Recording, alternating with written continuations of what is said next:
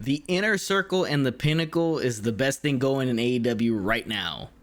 What up, Mox? AEW Dynamite just finished up. You already know Wednesday night. You already know our reviews coming up. AEW Dynamite, let's get into it. Started off with, okay, so first off, this is a pre-tape show. So there's a lot of weird cuts and jumps. Now, the first match is Brian Cage versus Hangman Adam Page. Rhyming names there. And it happened during the daytime, right? So this is like, it looks a little weird because it's like way brighter than usual. Yeah, it's super bright outside, right? So it looks strange. And it starts to look like a big brawl with the Dark Order and Team Taz. So they're fighting there. They're brawling, and the match hasn't even started. Then he power bombs Hangman Page on the ramp, and then they go for another 10 minutes, which I don't think makes much sense. After taking a power bomb there, should throw him in the ring, and then either not have the match or just make it quicker. But it lasted a little bit too longer than it probably should have after what transpired before the match. Cage gets the win. Adam Hangman Page's win streak is over. Yeah, upset. And then, like, he is the number one contender, but he's nowhere close to getting a title shot. No. Yeah, so it doesn't make much sense. But that's what it is. I mean, Cage gets a win. He needed one. He hasn't gotten a win in a while. Team Taz hasn't gotten a win in a while. Needed a win. Yeah, Team Taz hasn't done anything good in a while, so it was good for that. It was a quicker match than most, AEW curtain jerkers are usually like at least 20 minutes. This was like more 12, 13 minutes. So yeah, it wasn't as quick as it should have been, but it's still quicker. Yeah, still quicker, still way quicker than normally. Now it cuts to okay, so this is pre-tape. I don't know when they taped this. I feel like they taped it before TNA Impact Rebellion, after before Kenny won those titles. Because there was a quick reference to it saying he was gonna be on the show, and then the graphics showed him with all the titles, but he didn't have any titles, and there was no clip, no highlight from Rebellion showing him winning those titles. So again, they kind of give the shaft to Impact. Impact doesn't matter to them, obviously. It's just something that's there. They're doing probably, I don't know. It doesn't make any sense why they wouldn't just hype up that, show the clip, show him winning it, do the stills like how WWE does. When they show pay-per-view replays, it's like stills, like still picture, and then they show the ending. Makes no sense, right? So they show all that. They show none of that, and then you have all these guys, the entire elite, the Good Brothers and the Young Bucks and Kenny Omega inside of a limo, mad tight. They're like real tight up in there. I wanted to say shout out, no pants on, so that was cool. No pants for some weird reason. He had no pants. So they're talking trash, how they're not afraid of Kingston and Moxley from what happened. Elite trailer trying to injure us, possibly trying to end our lives. And look, we're used to it. We're used to non-sport numbnut people, whether it be fans, whether it be wrestlers, whether it be management, trying to take us down a notch. It's not going to happen because everywhere we go. From what happened last week when they drove that truck into the trailer and all that. That's all that was here. I mean, he just sets up a match between Kingston and Michael Nakazawa, who was for some reason driving the limo with a headset on. I don't know. Yeah. Whatever. It's jokey. Nakazawa, baby. Yeah, it's jokey, but like again, it hurts the whole thing you're trying to do, where like Kenny has all these titles. If you don't acknowledge any of the other damn companies, it makes no sense. Yeah, I agree. It's just like it takes away from the whole dominance of him having all these titles, because you're not really even putting the other company over, right? So what do these titles mean, or him having all these titles if you're not putting them over as something huge? Because it really is, when you think about it, like, we have never seen a guy on TV with, what does he have, 4 titles? 3 titles, whatever he has. I mean, that's an amazing accomplishment. We've seen it, but like, but not to this level where he's going to show to show, and they're like announcing it. Like I don't remember that. Well, I mean, you had Austin Aries had a bunch of titles, but that was all a bunch of independent titles. Then you had but these are major companies on TV. Like it's a big deal. You had Kurt Angle have a bunch of titles when he was in TNA. He had the IWGP, but it's not the same, right? It's not like it's just 2 major American companies that have major television deals. That's the thing. That's the kind of the gist of the whole thing. Yeah, so they're dropping the ball a little bit on that. I'm pushing it and making it feel more important, because it's pretty important. And maybe it's the fact that it was recorded maybe yesterday or before the event. Who knows when it was done? But yeah, everything felt kind of off. But still, shout out to Kenny Omega. I mean, best in the world. Yeah, but at least if it's recorded, you can you're putting clips in there. You can actually implement the clip of him winning it, at least beginning of the show, middle of the show, show a highlight of it. It makes no sense. But then this leads to the Young Bucks versus Matt and Mike Sydal. for the AEW World Tag Team Championships. The Young Bucks come out, their new look, whatever. The match is solid. It was a good match. It's a fun tag team match. You already know what you're going to get out of it. The Bucks get the win in the end. Then you have Frankie Kazarian and Christopher Daniels coming out and challenging the Bucks because for some reason Kazarian and Daniels, I haven't seen them in forever, but they're number one contenders. Whatever. The ranking system, there it goes again. Have to wait much longer. When you both find your balls and you sign the dotted line, we're going to take them and we're going to make this company a better place with you assholes out of it. Incredible. As Britt Baker said later on in the show, there's the most credible rankings in all of sports. So, it's something. Yeah, it's something. Now, they're challenging them, for those titles and all that. So, fine, whatever. It'd be a fun match, but in all honesty, it's just like it kind of feels like it comes out of nowhere because you haven't seen them that much, right? And then all of a sudden, they're number one contenders and they're coming for the titles. I don't know. But they're going to have Blood and Guts, a eliminator match. 4-way, so the SCU is part of that to see who faces. It makes no sense because if they're number one contenders, they got to go through an eliminator match. Makes no sense. Again, we're not following suit on these rankings. They're cool and all, but they do kind of box you in creative wise, where you're trying to get these stuff going and you're trying to make storylines. But I get it. They're trying to eat their cake and have it too, kind of thing. So I don't know. It's a little off, but it is what it is. It is a bit weird. Next on the show is Orange Cassidy versus Penta El Cero Miedo. He's coming out with Alex Abrahantes, who's got a ton of swag now. Guys running around real confident and all this stuff now, right? Yeah, he's got the whole look to him. He's got wearing gloves. This guy Penta comes out dressed like a complete samurai. Real badass look he has. Taking on Orange Cassidy. The match is a fine match. It's pretty much your run-of-the-mill AEW match. It's a fun, all over the place match. Yeah, you have a lot of stuff going on. Abrahantes gets involved, tries to do a distraction, but he gets thrown into the ring. And in the end, you use Orange Cassidy getting the microphone from Trent, hitting it in the face of Penta, and he pins Penta. So this feud continues, but no Phoenix, no Pac, no Chuck Taylor. So where are you going to get the six-man tag? Like, where are you hyping up the six-man tag? It feels like it's just going to be one-on-one matches over and over again, then maybe we'll get something. So. Yeah, I think right now that's putting a bit on the back burner of the six-man tag because they have the Eliminator tag team next week, and they also have the huge Blood and Guts match. So there's a lot of team matches, and they're just kind of laying the groundwork for later. Yeah. Next thing on the show was the Blood and Guts Parley. All right, so Tony Schiavone in the ring because he does this. Oh, before this is where the Britt Baker stuff happens, right? Where she has a promo where she says now she's the number one contender in the rankings, and she pretty much makes total sense. Yeah, it makes total sense. She just jokes on the rankings. It's pretty funny how they're allowing her to just crap all over the rankings, and they still push the rankings. I guess it's different. It's different. It's like I guess they're saying we have these rankings, but we're not always too serious about the rankings. They're playing fun on each other. But even though they introduced the rankings in the beginning, like if it was something super important, it was going to make them different, like real sport, and they just kind of they stopped caring about it. Again, they're having their cake and they're eating it too. It just is what it is. So next thing was the Blood and Guts Parley. You had Tony Schiavone in the ring. He introduces the Pinnacle first, which the Pinnacle's logo looks like you got it on Fiverr for a Twitch stream. Like you're a Twitch streamer and that's the logo you got from Fiverr. That's what the Pinnacle's logo kind of looks like. So it looks like they kind of cheaped out on that. But then here comes the Inner Circle. They come out. They cut the promos. You have Sean Spears cut the promo first. I think he did a really good job. I did like Sean Spears' promo. How he cut like pretty much trashy Sammy Guevara. Like when's the last time you had a match, Sammy? All this, all stuff like that. Saying that you guys are in trouble. This guy Jericho has led you down a path that's not going to turn out too good for you. Then Sammy cuts his promo, which I thought was solid. Sammy is just like, I can't take him too seriously when he cuts those type of promos just because it's Sammy Guevara. Like, you can't take him too seriously, right? Then FTR cut their promos towards Santana and Ortiz. I love the way Santana and Ortiz play stuff because they play it so, like, rough and tough. I love the way they play these things. But solid promo from FTR.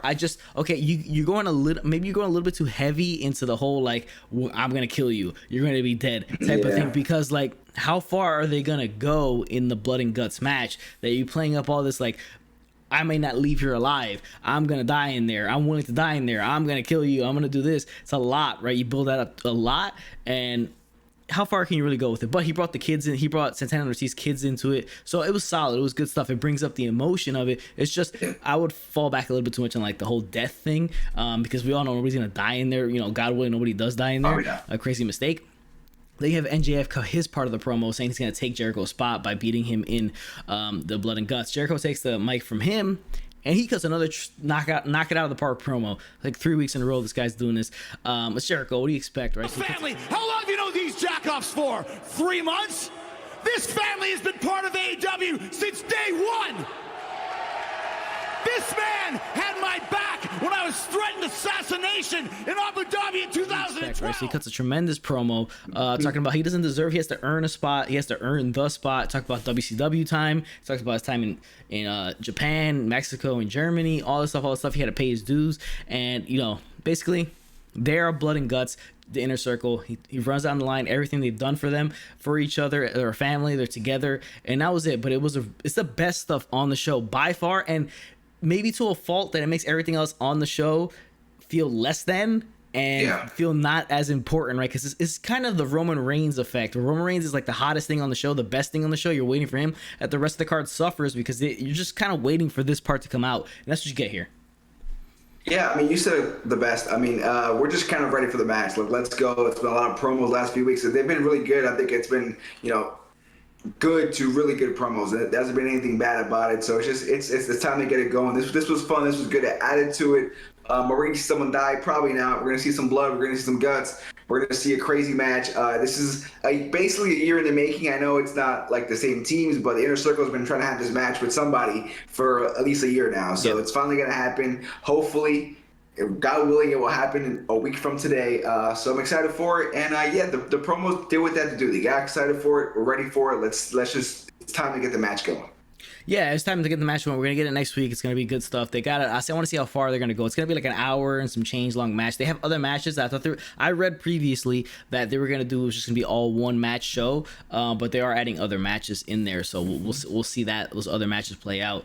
Next thing on the show was Eddie Kingston versus Michael Nakazawa. So Michael Nakazawa's in the ring. Here comes Eddie Kingston. He doesn't really want to take on Michael Nakazawa, and then here comes Kenny Omega to talk trash, and while he's talking to Kingston, Nakazawa takes the laptop and hits it over the back of Eddie Kingston. Eddie Kingston ends up beating Nakazawa's ass for a little bit, and he's going to threaten to break his ankle if Kenny doesn't get in the ring. While he's doing that, Moxley attacks Kenny from behind. All the while, he doesn't have any of the titles, and they didn't show a clip of him. It's just I don't want to harp too much on it, but they didn't show something of him winning those championships. But whatever, it was pre-taped. So then you have that go down. They bring Omega into the ring, and they're going to break his ankle. So Kingston and Moxley do. Now, this is a funny thing. I don't know. You might think this was a fun segment. I thought it made no sense because what you got out of it in the end makes no sense. All right. So Don Callis is pleading to both guys, do not break his ankle because you're not going to get a title shot or anything like that. Yeah. He's like, I'll give you whatever you want. What they ask for is a tag team match for Moxley and Kingston versus Omega and Nakazawa. That's what you ask for? Yeah, like, of all things, you're going to break this dude's ankle, and the thing he asked for, he could have got anything. I want a title match next week, or I want a title match in 2 weeks. We want Nakazawa and Omega in a tag team match. Whatever. I mean, I guess at the end of the day, the storyline is they don't care about titles. They don't care about any of that stuff. They just want to beat some ass. Maybe that's what they're trying to get at. But Nakazawa, I mean, ask for a 2-on-1. So like if you want to destroy Kenny, or have Don Callis be his partner, like there you go, like that part would have made more sense. But I don't know, it didn't hit for me. This has been kind of a miss, the whole Mox and Kingston thing. Even last week, I know it got play on the internet that it was a big deal. It was a Stone Cold-esque attack on the bus. No, it wasn't. Stone Cold would have got there, beat the shit out of somebody, took him all over the goddamn arena and beat his ass. None of that happened. And this week, this is what we asked for. This is the whole big thing, Nakazawa. I mean, come on, man. You could have beat up Don Callis. Don Callis would have got his ass beat. That's kind of what everybody wants to see anyways, him get his ass beat. But whatever, this is what they did. It doesn't really make any sense to me. I mean, we'll see what the internet says. But for me, I just didn't enjoy it. I know you can make the case that next week is blood and guts, so you don't want to take too much from it, but you're building that card like if it was a pay-per-view, so you might as well stack it with the first hour having some big matches involving your champion and the second hour being blood and guts. But it is what it is. I mean, that's what we got. You're gonna get that tag team match next week. I mean, honestly, like, who really cares? I mean, Michael Nakazawa was part of it. They should have put somebody else or just do a 2-on-1. Makes more sense to do that way. Next thing on the show was Chris Statlander versus Penelope Ford. We finally saw Kip Sabian. He's been disappeared MIA for a while, and Miro's been waiting for him. In the end, Statlander gets to win. Not much to talk about here. Statlander's going to go on a run and move up the rankings, whatever you want to call them. Later on, you see Sabian go to the backstage, and he would run into Miro. Miro was there waiting for him. Miro beats his ass, all because he never answered his calls.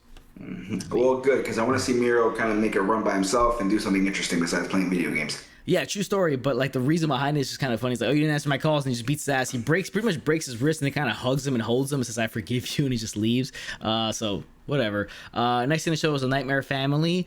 Lee Johnson, Billy Gunn, Dustin Rhodes taking on the Factory with Anthony Ogogo. Okay, so they show up in the big trailer, the Nightmare Express, right? They show up, they get in. The match happens. They're all over the place. It's pandemonium all over the place. All right. Interesting thing here is I want to touch on Anthony Ogogo. So he's a former, Olympian boxer or whatever from the UK. You're painting this guy into a corner. If when he punches you one time in the gut, you go down for the count. Yeah. In real life, yeah, it makes sense. But in wrestling terms, how can he actually have a match after this? He won't be able to punch anybody, because then you'd be like, oh, okay, he punched everybody in the gut, one shot knockout. How does he do regular punches? In the end, the Factory get the win, and that's pretty much it. And then afterwards, you had Cody. Well, this is interesting because you had Cody. So you have QT try to haul ass and get out of there because Colton and Austin are going to come up and kind of just try to save the day. QT Marshall trying to get back into the the big RV. Express. Yeah, the big RV, and you see Cody kind of like in the window, like he's just kind of waiting. So the surprise is pretty much like so then Cody comes out. There's somebody there. Yeah, you can see it through the window. It's Cody. The American Nightmare, Cody Rhodes. Cody taking over on QT Marshall. He comes out, beats him down, puts him in the figure four on top of the trailer, and that's pretty much it. So. Yeah, I mean, shout out to the whole Lex Express, copycat thing with this. He even had like the puffer jacket that Alex had back in the day, or like a play on it. So that was interesting. But I mean, this feud is what the feud is so far. It's been decent at best, but we'll see what happens. Yeah, we'll see what happens. Again, Anthony Ogogo, I wouldn't go too hard with the punch, because then how do you have a match after that, right? So it doesn't make a ton of sense. So next thing on the show was the TNT Championship match, Darby Allin versus 10 of the Dark Order. Very, very good match. A lot of fun. Long match. Went a while, right? So they get 10 like a big spot here. They were hyping up the thing that, Brody picked him specifically to be part of the Inner Circle of the Dark Order and be like a big time player. Darby Allin gets the win. Afterwards, you have Ethan Page and Scorpio Sky attack Sting and Darby Allin in the ring. Here comes Murder Hawk Monster, kind of rush them away, but we'll see some form of tag team match probably soon between Scorpio Sky, Ethan Page, and whatever forming they want to do between those three guys in there. Yeah, the match was pretty good. I did enjoy the Dark Order kind of finding their feet a little better since some passing of Brody Lee. So there's that. The whole Darby feud with the Murder Hawk Monster, definitely gonna see that. I'm sure Sting will be involved as well in some sort of aspect. But yeah, I mean, at least the TNT title gets some play. Darby Allin's a fighting champion, which is good. And keep growing him and growing just another star. So hopefully we'll see this feud go into something bigger and just be something more important. Yeah, definitely. Hopefully it will, and we'll see how that whole thing plays out with the tag team stuff going on. But that's a review for you guys today. AEW Dynamite. Appreciate you guys tuning in. Remember, drop a like on this video. Helps out with the YouTube algorithm. Promotes our videos out there. Hit the chair before it hits you first in the corner. Subscribe to the channel, notification bell, all that good stuff. And we'll catch you guys on the next one. Later, Marks.